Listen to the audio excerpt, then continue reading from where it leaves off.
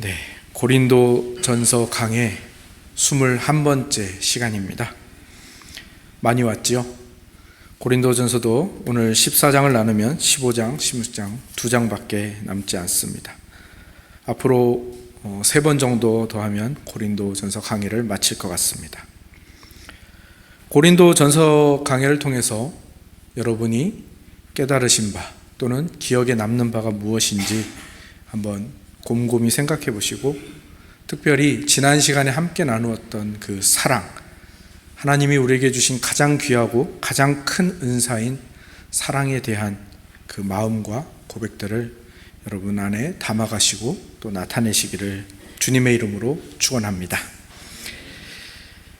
그리스도께서 사랑이라는 은사를 어떻게 사용하셨는지 우리가 지난주에 이 사랑장과 또 예수님이 세족식을 했던 그 제자들의 더러운 발을 씻겨주셨던 장면을 통하여 함께 우리가 나누었지요. 우리도 그 사랑이라는 은사를 추구해야 하는데, 그러면 어떻게 해야 하는가? 우리의 눈, 우리의 시선을 예수 그리스도께로 향해야 하는 것이 먼저 되어야 합니다. 예수 그리스도는 어디에 계신다고 했습니까? 우리의 발을 씻기기 위해 우리의 발치에 무릎 꿇고 계신다라는 것. 그러니까 우리가 보통 우리의 시선을 자기 자신에게 고정하거나 또는 높은 곳만을 바라보고 있는데, 그것이 아니라 우리의 시선을 예수님이 계신 곳으로 낮출 필요가 있음을 또 함께 나누었습니다. 그리고 하나님께서 자신에게 주신 은사, 이 사랑이라는 은사를 돕기 위하여 또 다른 은사를 주셨는데, 그 은사가 무엇인지를 어떻게 알 수 있는가 하면, 교회 안에서 뭔가 불편하거나 눈에 거슬린다면 그것이 바로 당신의 은사입니다 라는 어떤 목사님의 말을 소개해 드렸습니다.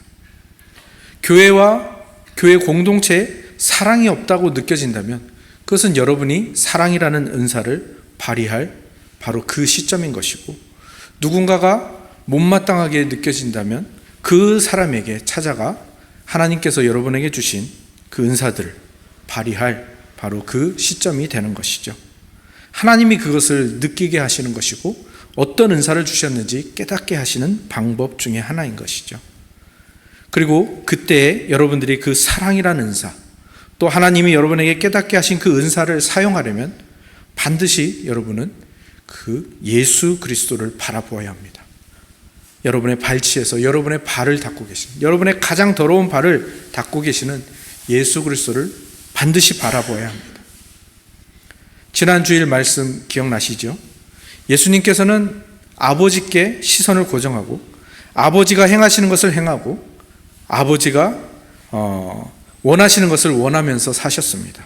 그리고 그 아버지를 모방하면서 사시는 것을 자신의 행복으로 여기셨는데요.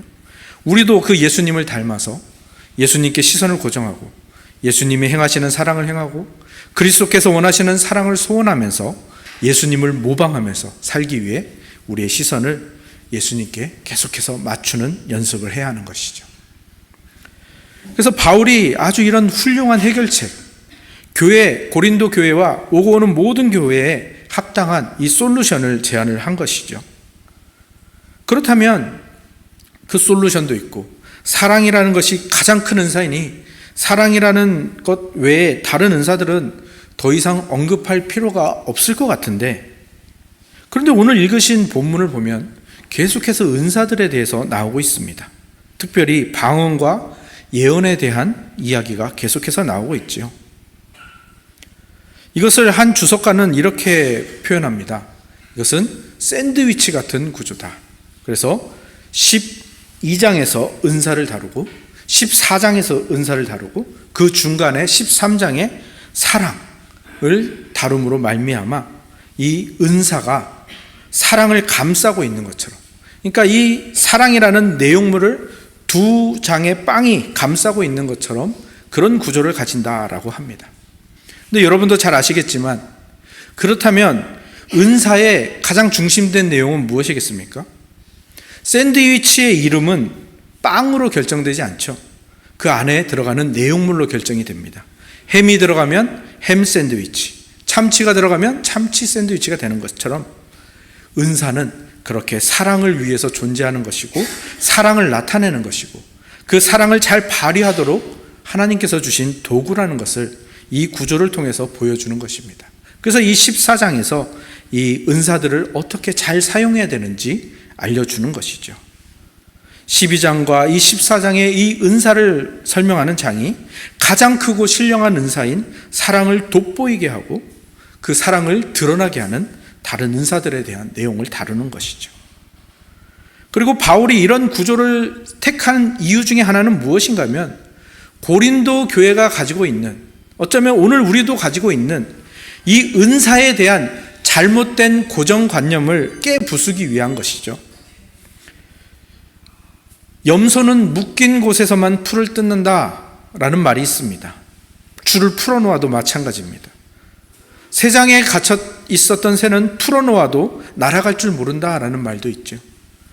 고정관념 같은 이 틀에 묶여있는 사람을 가리키는 말인데요, 지금 바울이 이 고정관념, 고린도 교회가 어떤 고정관념을 갖고 있었습니까? 은사가 자기에게서 발휘되니까, 자기에게서 나오니까 마치 자기의 능력인 것처럼, 자기가 만들어낸 것처럼 그것을 무기로 삼아 자기 자랑으로, 또 남을 공격하고 상대의 다른 파를 공격하는 데 사용했던 그 고린도 교회의 모습을 고치기 위해 그들이 가졌던 은사에 대한 고정관념을 깨트리려고 하는 것이죠. 은사를 누가 주셨는지, 왜 주셨는지, 어떻게 사용해야 되는지, 어떻게 이해해야 되는지 그것을 모르면 그냥 은사만 남는 겁니다. 은사의 좋은 점은 누리지 못하고 그냥 은사만 남는 겁니다. 그러니까 바울은 여기에 이 고정관념을 깨트리고 생각의 변화, 발상의 전환을 바라는 것이죠. 그렇지 않으면 고린도 교회는 끝까지 그 은사 가지고 싸우다가 서로 물고 뜯고 서로 그렇게 처참한 모습으로 사라져갈 것이기 때문입니다. 제가 저번에도 이 예를 한번 든 적이 있는데요, 세계 최초의 금속 활자 어느 나라가 만들었습니까? 네, 우리나라죠. 고려 때 만들었는데요, 그런데 세계적으로 인정받고 세계의 모든 학자들과 모든 언론들이 지난 1000년간 최고의 발명품으로 꼽는 것은 최초의 금속 활자인 고려의 금속 활자가 아닙니다. 바로 이 고려의 금속 활자보다 한 70년가량 늦게 만든 독일 구텐베르크 금속 활자죠. 왜 그렇습니까? 고려는 이 금속 활자를 잘 만들어 놓고도 극히 적은 수의 복사본만 찍어내고 그것을 관리들에게만 나누어줬다고 합니다. 그리고 이 금속 활자는 국가에서 보관하고 사용하지 못하도록 제한하고 그렇게 관리를 했다고 하죠. 그래서 구한말까지 이 금속 활자를 만들어 놓고 사용했다는 기록이 별로 없습니다. 그러니까 금속 활자를 만들었는데 그것을 그냥 그 자랑과 업적으로만 삼고 제대로 활용을 하지 못한 거죠. 그러니 아무런 영향력을 끼치지 못하고 그냥 고려는 썩지 않는 활자를 가진 것에 그치게 된 것이죠. 그러나 독일의 구텐베르크 활자는 달랐습니다. 이 독일 사람들은, 이 구텐베르크는 이 활자로 어떻게 하면 많은 짧은 시간 내에 많은 그리고 좋은 품질의 인쇄물을 찍어낼까를 고민했지요. 그래서 어떻게든 많이 찍어내려고 했습니다. 행도 바꾸고 배열도 바꾸면서 어떻게 하면 가장 빨리 찍어낼 수 있는가, 그것을 연구해서 계속해서 찍어냈습니다. 가장 많이 찍어낸 것이 성경이라는 사실도 여러분들이 들으셨을 겁니다. 그 결과 어떻게 되었습니까? 독일은 세계 출판 인쇄의 선진국이 되었고요, 또 그 영향력을 전 유럽과 또 전 세계에 미치게 했습니다. 그로 말미암아 어떤 일이 일어났습니까? 특정 부류만, 기득권만 가지고 있던 이 정보들이, 고급 정보들이 모든 사람에게, 대중들에게 전해지게 된 것이죠. 그러니까 어떻게 되었습니까? 그 숨어있던 인재들이 그 정보를 듣고 그들의 잠재력을 발휘하게 된 겁니다. 수많은 전문가들이 나왔고요, 학문과 기술들이 기하급수적으로 발전을 했습니다. 그리고 무엇보다도 대중들이 읽을 수 있는 성경을 계속해서 인쇄해가지고 이것이 훗날 이 종교개혁의 불씨가 되었던 사실도 우리가 잘 알고 있지요. 고린도 교회가 성령 하나님께서 주신 이 은사를 그 목적대로 올바로 사용하지 못하고 그냥 자기 자랑과 자기 업적으로 삼았던 이 모습이 꼭 고려의 금속 활자, 이 모습과 겹쳐 보이는 것은 저만의 생각일까요? 바울은 거기에 대한 안타까움을 가지고 있는 겁니다. 고린도 교회가 그 좋은 은사를 가지고도 그것을 그저 자기 업적, 자기 자랑으로만 삼고 그것을 활용하여 이 삼위 하나님의 그 아름다운 사랑을 드러내지 못하는 것, 교회를 세워가지 못하고 교회에 덕을 주지 못하는 그 모습들을 너무너무 안타까워하는 것이죠. 그래서 안타까움과 책임감을 가지고 책망과 지적을 할 뿐만 아니라 올바른 목적을 알려주고 해결책을 계속해서 제시하고 있는 모습인 겁니다. 샌드위치의 한쪽 빵이 은사를 잘못 사용하면 이렇게 된다라는 모습이었다면, 또 나머지 한쪽 빵은 은사를 이렇게 사용해야 된다, 이래야 교회의 덕이 되고 은사의 올바른 목적, 그리고 이 은사가 감싸고 있는 그 가장 큰 은사, 사랑을 드러내게 된다라는 것을 바울이 정말 열성을 다해서, 그리고 자기의 모든 지식과 자기의 모든 이 솜씨를 다해서 이것을 전하고 있는 것이 바로 이 14장 내내 나오는 내용들인 것이죠. 고린도 교인들은 자신이 성령을 받았다는 것을 가장 잘 나타내는 은사, 이 방언에 굉장히 집착했던 것 같습니다. 그리고 열광을 했습니다. 한국교회도 그랬던 적이 있죠. 저희 부모님 세대도 그랬고요. 저도 거기에 영향을 많이 받았습니다. 그리고 순복음교회가 정말 그 수가 더해지면서 마치 방언을 못 받으면 구원 못 받은 것처럼 취급하던 그런 한때의 분위기, 그런 교회들이 참 많이 있었죠. 바울은 오늘 분명하게 말하고 있습니다. 통력이 없는 방언, 교회의 덕을 세우지 못한다. 은사가 교회 공동체를 위해서 주어졌다는 것, 성령 하나님이 주신 목적, 그것을 이루지 못하고 그냥 자기가 성령 받았다는 것, 자기가 구원 받았다는 것을 드러내는 거기에만 쓰인다면 얼마나 교회에 나쁜 영향을 미치는가. 이 14장 오늘 읽은 본문에서 계속해서 나오는 내용들이죠. 여러분들은 방언에 대해서 어떻게 생각하십니까? 여러분들 중에서도 방언으로 기도하시는 분들이 계실지도 모르겠습니다. 저도 고등학교 때 수련회에서 방언을 받고 한동안 방언으로 기도했던 적이 있는데요. 여러분에게 방언이 나쁜 것이다, 방언으로 기도하면 안 된다, 이런 말씀을 드리는 것이 아닙니다. 기도하십시오. 다만 통력이 안 된다면 개인이 기도하는 데만 사용하시면 됩니다. 오늘 본문에 나오는 것처럼 이것이 통력이 없는데 공예배나 함께하는 기도회 등에서 사용하는 것은 그냥 자기만을 생각하는 것이죠. 이런 공예배나 함께하는 기도회에서 통력이 없는 방언을 자제하는 것이 이 은사를 주신 목적에 부합이 되고 교회의 덕을 세우는 데 부합이 된다는 것을 바울이 말하고 있는 것이죠. 그리고 바울은 특별히 무슨 이야기를 계속해서 하고 있는가 하면 특별히 예언을 하라고 권면을 하고 있습니다.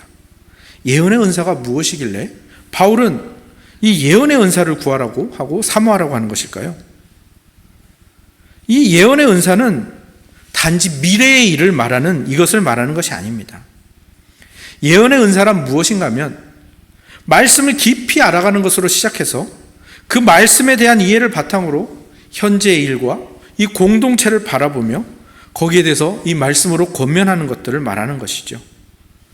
그래서 어쩌면 설교자, 구역장, 중직자들, 교회 리더들은 아마도 이런 예언의 은사가 아주 필수적일 것입니다. 하나님이 주신 통찰력으로 말씀을 듣고 연구하고 읽고 그렇게 깨달은 지식으로 계속해서 권면하고 공동체를 세워가는 것, 공동체를 인도해 가는 것, 이 일은 리더에게 가장 필요한 덕목이기도 하지만 사실 교회 공동체 지체들 모두에게 필요한 은사이기도 하죠. 그래서 바울은 그것을 사모하라라고 하는 것입니다. 그렇게 해서 이 은사를 주신 목적이 무엇인지를 분명히 드러내는 겁니다. 통력이 없는 방언과 공동체를 세워가는 이 예언을 극명하게 대비시키고 있는 것이죠. 모두가 알아들을 수 있는 말, 그러나 알아들을 수 없는 방언, 이것을 바라보면서 은사를 주신 목적이 여기에 있구나라는 것을 깨닫게 하는 것이죠. 그리고 은사가 자기 자신에게 근거를 두지 않았다라는 것을 또한 분명히 보여주지 않습니까? 방언이라는 것은, 통력이 없는 방언이라는 것은 사실 자기도 모르고 남들도 모르는 말이 되지만, 이 은사는 자기에게, 이 예언이라는 은사는 자기에게 근거를 두지 않죠. 말씀에 근거를 두니까 이 은사가 자기 자신에게 근거를 두지 않았다라는 것을 분명하게 보여주는 것이죠. 이것을 계속해서 강조하는 이유가 뭡니까? 은사라는 것이 마치 재능같이 나 자신에게서 나오니까 이것을 자기 능력이나 자기 것으로 인식하는 경우가 참 많다는 것입니다. 제가 어렸을 때 그런 경우를 몇 번 봤는데요. 제가 시골에서 자라다 보니까 왜 그런지 모르겠는데 이 시골 그 옛날 교회는요, 병고침의 은사를 받으신 분들이 꽤 있었어요. 특히 기도 많이 하시는 권사님, 집사님들이 병 고치는 은사를 가진 분들이 굉장히 있었습니다. 치유의 은사라고도 하는데, 그런데 그런 분들이 나중에 보면 정말 많은 경우에 교회를 너무 힘들게 하는 모습을 보았습니다. 그분들이 처음부터 그랬던 건 아닙니다. 처음에는 그 하나님이 주신 그 은사를 사용해서 정말 전도도 잘 됐고요. 그 다음에 많은 사람이 고침을 받아서 정말 덕이 됐습니다. 그런데 어느 순간 이분들이 착각을 하게 되는 겁니다. 자신에게서 자꾸 이 치유의 능력이 나가니까 마치 자기가 고치는 것으로 인식을 하게 된 거죠. 그러니까 이분들에게 어떤 생각이 찾아오겠습니까? 마귀가 이분들을 어떻게 유혹하겠습니까? 네. 그런 치유의 능력이 없는 사람들은 다 하찮게 보이는 겁니다.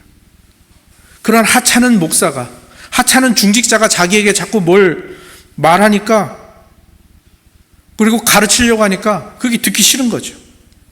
마귀가 그런 마음을 준 겁니다.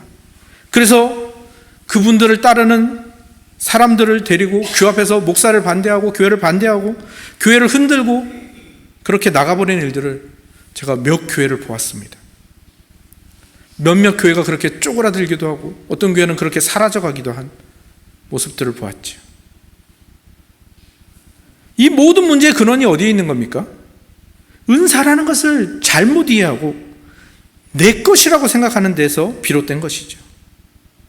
근데 바울이 12장과 14장의 은사를 통하여 이 13장 사랑장을 감싸고 있는 모습을 보여주는 것, 그것은 은사가 왜 주어져 있는지, 삼위일체 하나님께서 우리에게 주고자 하시는 그 사랑, 최고의 은사인 사랑을 은사로 싸서 주시는 겁니다. 직분, 여러 가지들로 싸서 주시는 거죠. 왜요? 그 내용물이 중요하니까요. 그리고 그 내용물이 우리에게 잘 전달되고 우리에게 잘 흡수되는 것이 필요하니까요. 이것을 이렇게 조금 이해해 보시면 좋을 것 같습니다. 또 지난주일 말씀을 좀 떠올려 보시기 바랍니다. 예수 그리스도께서 아버지께 시선을 고정하시고 자신의 모든 생각과 판단을 접으시고 자신의 모든 것을 내어주십니다. 오직 아버지가 원하시는 대로, 아버지가 행하시는 대로 따라서 모방하고 행하십니다. 그리고 아버지께서도 아들에게 자신의 모든 것을 숨김없이 다 내보이시죠. 아들을 사랑함으로 다 내어줍니다. 아들은 아버지를 완전히 모방합니다. 아버지는 아들이 더 큰 일을 행하시도록 모든 것을 예배해 놓으시고 그것을 위해서 모든 걸 내어주십니다. 성령 하나님도 마찬가지죠. 그렇게 서로에게 자신의 모든 것을 내어주고, 그래서 서로를 높이고 서로를 센터로 보내는 이 모습을 어떤 신학자는 드라마라고 하기도 하고 어떤 신학자는 춤추시는 하나님이라고 표현하기도 하죠. 이렇게 사랑에 근거한 삼위일체 하나님이 서로를 높이기 위해서 서로를 향하여 모든 것을 내어주시는, 그리고 창조의 목적이 뭐라고 했습니까? 이 사랑을 우리에게도 주시는 겁니다. 우리를 그 사랑에 초대하시는 겁니다. 이 행복과 기쁨을 누리게 하려고요. 그래서 이 삼위일체 하나님이 우리를 거기에 초대하셨다라는 그 증거와 흔적이 바로 이 은사인 것입니다. 예수님께서는 그 흔적과 그 증거로서 교회를 우리에게 주셨고요, 성령 하나님께서는 내가 너희를 이렇게 다 내어줌으로 사랑한다라는 것을 이 은사로, 증거로, 흔적으로 주신 겁니다. 예수께서 세우신 이 공동체를 그렇게 창조의 목적으로 불렀다라는 증거와 흔적으로 성령 하나님께서 내가 이 모든 능력을 너에게 내어주었다라는 것을 보여주는 것이죠. 무엇을 말씀드리려고 하는지 감이 오십니까? 우리가 받은 은사는 삼위일체 하나님이 우리를 사랑하시어 자신을 내어주신 그 증거라는 겁니다. 특별히 성령 하나님께서 예수 그리스도를 얼마나 사랑하시는지, 예수 그리스도가 머리 되신 교회, 그래서 그 예수 그리스도의 몸인 우리에게 자신의 모든 능력을 내어주시는 것, 이것이 은사로서 교회에 나타나는 것이고요, 그래서 그 은사를 가지고 이 예수 그리스도의 몸을 더욱 든든히 해가고 더욱더 향기롭게 하는 것이 바로 이 은사인 것이죠. 사랑의 증거이며 이 사랑을 키워내도록 하는, 그러면서도 성령 하나님이 우리를 얼마나 사랑하시는지를 보여주시는 것이 은사라는 것입니다. 그러니까 이 은사를 받은 사람은, 자신의 은사가 무엇인지를 발견한 사람은 그 은사를 보면서 무엇을 생각해야 합니까? 삼위일체 하나님이 나를 그 삼위일체 하나님의 춤에, 그 사랑에 초대하셨구나, 이것이 그 증거구나, 이렇게 삼위일체 하나님이 나를 강력하게 사랑하시는 흔적이 바로 이렇게 나에게 나타나는구나, 이렇게 생각하고 이렇게 받아들여야 하는 것입니다. 그리고 그 증거와 흔적이 감싸고 있는 가장 강력한 인사인 이 사랑을 내 것으로 만들기 위하여 애써야 하고요, 그리고 삼위일체 하나님이 그 사랑을 내 것으로 만들게 하시기 위하여 이렇게 애쓰시고 계시는구나, 이렇게 열심을 내고 계시는구나, 그것을 깨달아야 하는 것입니다. 그래서 그렇게 나는 없어지고 나 자신은 없어지고 나의 모든 것을 하나님이 나에게 하신 것처럼 나도 하나님의 영광과 하나님을 사랑하기 위해 다 내어드리는 대로 가는 것, 그것이 바로 은사의 정체이고 은사의 목적인 것이죠. 그래서 우리는 이 은사를 가지고 자기 중심성에서 벗어나서 삼위일체 하나님의 그 춤에 드디어 들어가게 되는 것이죠. 그리고 그 안에서 우리는 무한한 행복과 무한한 기쁨을 누리게 되는 것입니다. 그런데 제가 여기까지 이르렀을 때 또 한 번 느끼게 되는 것은 무엇인가 하면, 정말 이렇게 진술하는 거, 이렇게 선포하는 게 쉽다라는 겁니다. 말이 쉽다라는 거죠. 이렇게 권면하고 선포하는 것이 참 좋고 은혜로운데, 그러면서도 제 마음 한 구석이 불편하다는 겁니다. 제가 아까도 말씀드렸죠, 예언의 은사를 받았습니다. 왜냐하면 제가 설교를 하고 있기 때문이죠. 그러면 성령 하나님께서 저에게 예언의 은사를 주신 거지 않습니까?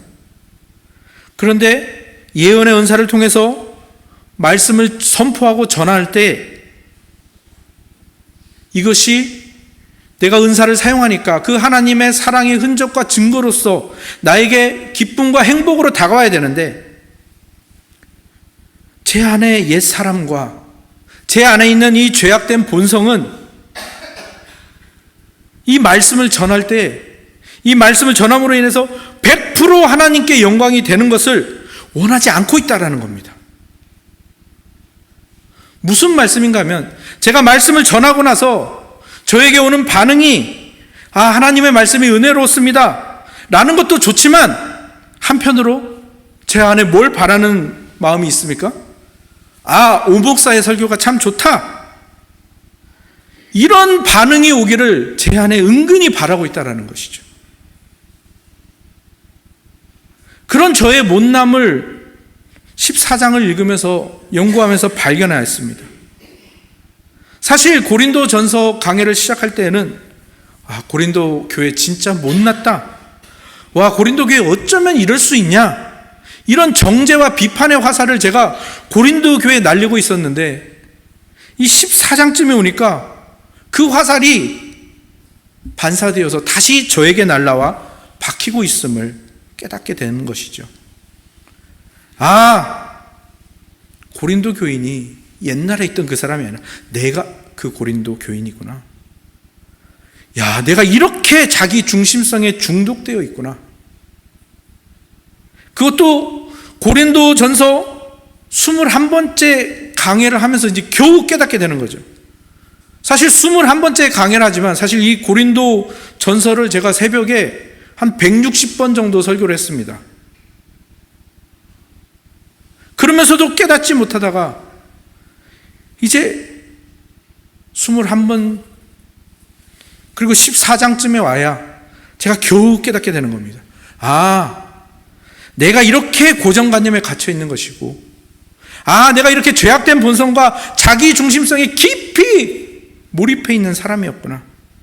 그리고 거기서 벗어나는 것이 이렇게 힘든 것이구나. 겨우 발견하게 되는 것이죠. 근데 발견했는데도 불구하고 이 발견한 이 순간이 기쁨으로 다가오지 않을 때가 참 많습니다. 우리는 이런 깨달음과 생각의 전환의 그 시점에서 우리는 대부분 그 시점을 굉장히 위험하게 생각하는 경향이 있죠. 왜냐하면 하나님께서 주신 이 선하고 좋은 것들이 대부분 이 세상의 가치관과 반대가 되고요, 이 세상의 그 세계관들을 무너뜨리고 깨트리는 것, 우리가 이때까지 그냥 하나님 없이 살았던 그 삶을 모조리 부정해버리는 것이 되기 때문입니다. 그래서 우리는 본능적으로 이 순간을 위험하게 여깁니다. 우리가 이 세상에 살고 있기 때문이겠죠. 그러니까 하나님의 명령이 그렇게 깨달음으로 정말 하나님의 그 도전으로 나에게 왔을 때 그 도전을 내가 실행한다는 것이 어떻게 느껴집니까? 당장에 내가 손해를 보게 생겼는데? 이거 하기 고통스러운 것 같은데? 너무 어려운데? 비현실적인데? 그리고 그 손해와 고통과 어려움이 선한 하나님의 뜻이라고 내가 진짜 믿을 수 있을까? 아마 신자인 우리가 평생 싸우는 부분이 바로 이 지점일 것입니다. 우리가 이 세상에 살면서 가지고 있는 그 상식을 깨트리는 바로 그 지점, 우리가 위험으로 느끼는 바로 그 지점, 사실은 이 지점이 하나님의 기적이 시작되고 하나님의 사랑이 정말 아름답게 발휘하는 그 지점인데 우리는 이 지점을 굉장히 두려워합니다. 출애굽기에서 하나님이 모세를 부르시던 장면이 그랬습니다.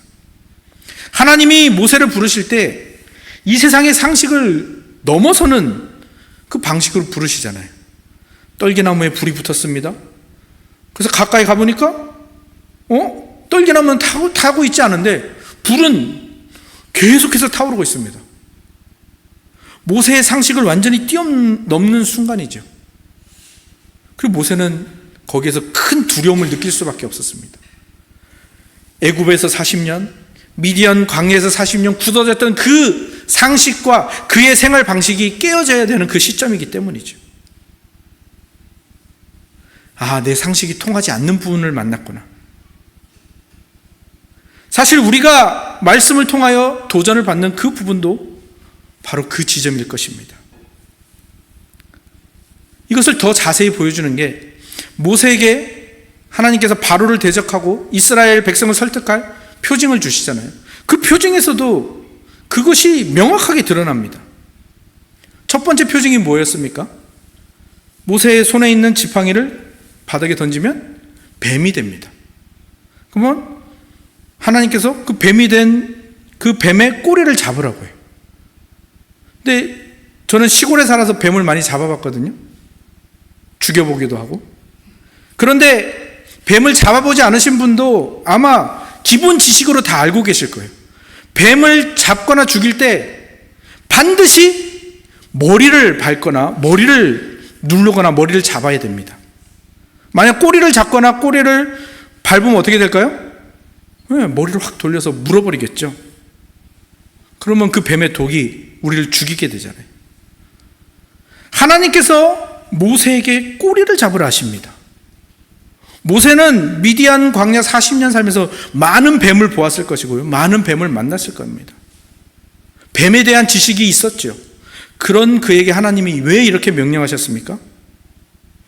하나님의 명령은 그렇게 위험해 보입니다. 그렇게 내 상식을 뛰어넘는 겁니다. 그런데 그 하나님의 명령에 순종할 때 뭐가 일어나는 겁니까? 기적이 일어나고 그 하나님의 놀라우신 기적을 맛보게 된다는 거죠. 내 상식을 넘어서, 내 고정관념을 넘어서 하나님을 신뢰함으로 하나님의 명령에 따를 때, 거기에 한 발을 내디딜 때 비로소 우리가 그 하나님의 사랑이 무엇인지를 맛보게 된다라는 것입니다. 두 번째 표징도 마찬가지입니다. 손을 품에 넣으라고 합니다. 넣었다가 빼니까 어떻게 되죠? 손이 눈처럼 하얘집니다. 나병, 문둥병이 발병을 한 겁니다. 근데 이거 자체로도 놀라운 기적인데 하나님이 뭐라고 하십니까? 이 손을 다시 품에 넣으래요. 근데 우리가 코로나를 겪고 나서 우리가 위생관념이 더 철저해졌잖아요. 그 당시에도 병에 대한 생각이 있었을 거예요. 상식이. 이 손에 문둥병이 발병하면 상식적으로는 어떻게 됩니까? 이 손을 소독하거나 또는 이 손을 감싸서 그리고 아니면 묶거나 해서 더 이상 이 나병이 퍼지지 못하게 심각하게는 잘라버릴 생각까지도 해야 되는 거죠. 그런데 하나님이 어떻게 하라는 거예요? 그걸 넣으래요. 그럼 온몸이 문둥병에 발하게 되는 거잖아요. 하나님은 우리가 생각할 때 위험해 보일지라도 그 하나님의 명령을 선택하라고 말씀하시는 거예요. 모세에게 계속해서 그 설득을 하십니다. 그때의 기적과 하나님이 주시는 진짜 기쁨을 맛보게 될 것임을 계속해서 말하는 거죠. 세 번째 표징도 같은 의미에서 자세히 언급하지는 않겠지만 하나님은 그렇게 말씀하시는 거예요. 나는 너희에게 위험을 요구하는 것이 아니라 너희가 내가 명령한 대로 하지 않는 것이 진짜 위험한 것이다 라는 것을 계속해서 말씀하시는 거죠. 모세가 그 하나님의 그 설득의 과정을 거쳐서 겨우 하나님이 노하시고 겨우 아론을 붙여줘가지고 겨우 출애굽하러 그 바로에게 가죠. 근데 생각해 보십시오. 하나님이 모세를 그렇게 설득하지 않고 그냥 거기서 내버려 두셨다면, 또는 모세가 이건 내 상식에 맞지 않아 하면서 이스라엘 백성에게 가지 않고 바로에게 가지 않고 그냥 미디안 광야에 남아있기로 결정했다면 어떻게 되었을까요? 물론 하나님이 그렇게 두시지는 않았겠죠. 다른 사람을 세울 수도 있고 여러 가지 우리가 상상할 수 있지만 그냥 상식적으로 생각해 보면 이스라엘은 그냥 그렇게 계속해서 애굽의 노예로 살다가 사라져 버리게 될 겁니다. 왜? 남자아이들 못 낳겠으니까요. 어느 순간 대가 끊어지고 모두 사라졌겠죠. 모세 오경도 없고 성경도 전해지지 않고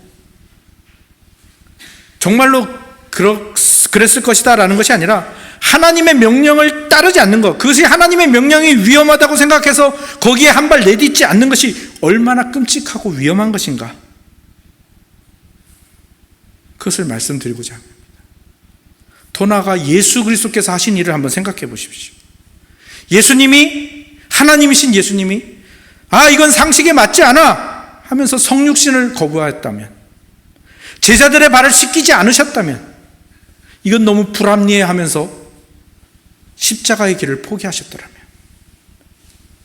너무 고통스러워, 그래서 그 죽음과 하나님께 외면당하는 것을 그분이 하지 않으셨더라면 어떤 일이 벌어졌겠습니까? 상상도 하기 싫은 일이 일어났겠죠. 다시 오늘의 본문으로 돌아가 보시기 바랍니다.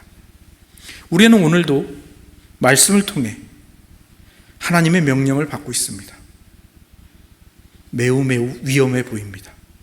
왜냐하면 우리가 세상의 상식에 물들어 있기 때문입니다.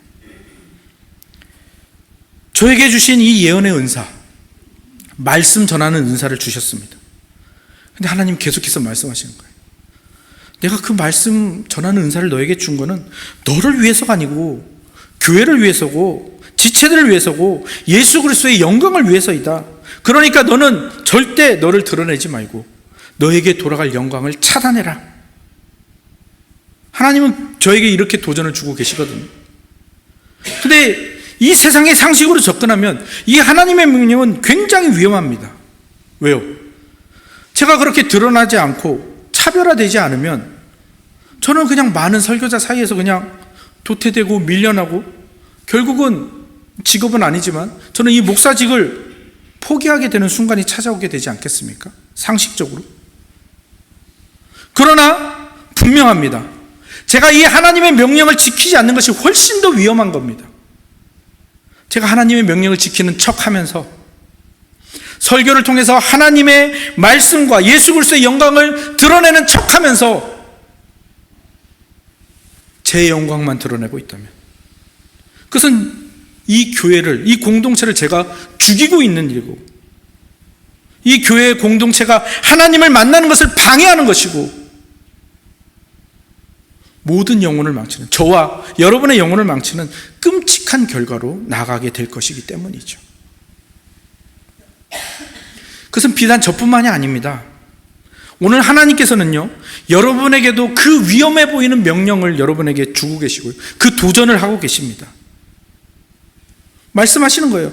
너의 삶에서 이런 부분, 나와 함께 하지 않는 부분, 너 거기 고쳐야 되지 않겠니? 너의 자존심, 너의 삶의 그 부분, 그 모난 부분, 그리고 공동체를 위해서 희생해야 되는 그 부분, 한 걸음 더 나아가야 되지 않겠니? 도전하십니다. 그런데 우리는 본능적으로 이것이 위험하다고 생각하고 움츠러들게 될 겁니다. 우리의 자연스러운 반응입니다. 기본적인 모습이죠. 그러나 우리는 분명히 알고 있습니다. 우리는 삼위일체 하나님의 그 사랑의 춤으로 초대받은, 그 무한한 기쁨과 행복을 제공받은 하나님의 자녀, 하나님의 사랑을 받은 자이죠. 그리고 그 사랑을 받은 증거와 흔적으로서 우리가 가진 것들이 다 있는 것입니다. 그 증거를 가지고, 그 흔적들을 가지고 용기를 내서 그 위험해 보이는 하나님의 명령으로 뛰어드시는 여러분들이 되시기를 축원합니다. 미워 죽겠는 그 지체를 사랑하라는 그 위험한 명령, 거기에 뛰어드십시오. 내 재물을 깨트려 어려운 지체를 도우라는 그 어려워 보이는 그 명령, 불가능해 보이는 그 명령, 뛰어드십시오. 다른 사람은 다 안 하고 있는데 나보고 먼저, 나 혼자서라도 그 희생하고 봉사하고 헌신하라는 그 고통스러운 그 명령, 용기를 내서 뛰어드시기 바랍니다. 그리고 그렇게 그 위험으로 뛰어드는 우리를 통해서 오직 예수 그리스도만 드러나게 될 것이고요, 그 삼위일체 하나님의 아름다운 춤이 강력하게 보여지게 될 것입니다. 그리고 우리는 그 안에서 참된 행복, 기쁨을 누리게 될 것입니다.